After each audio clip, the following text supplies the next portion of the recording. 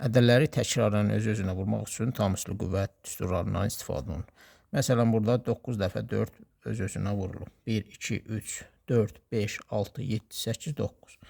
Bu belə yazır. 4-ün üstü 9. Amma biz bunu qruplaşdıra da bilərik. Məsələn, 3-ün 1 götürək, 6-sını 1 götürək. Yəni 4-ün üstü 3 vurulsun 4-ün üstü 6. Ümumi say dəyişmədiyi üçün məlumdur ki, bu 4-ün üstü 9-a bərabər olmalıdır. Bu isə o zaman mümkündür ki, üslər toplansın.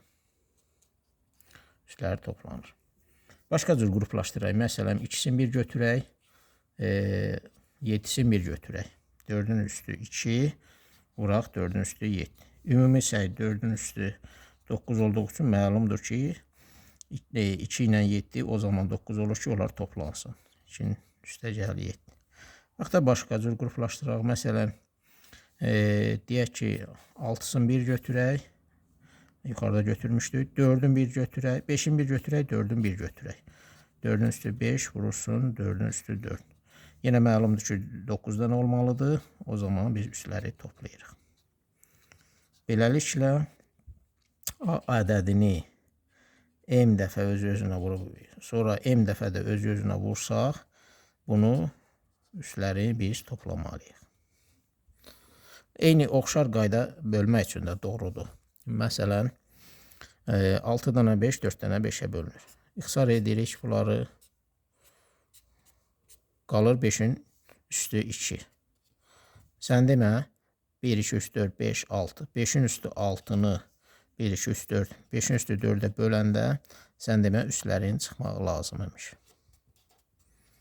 Ümumi şəkildə yazsaq, A-nın üstü N bölünsün A-nın üstü M-ə.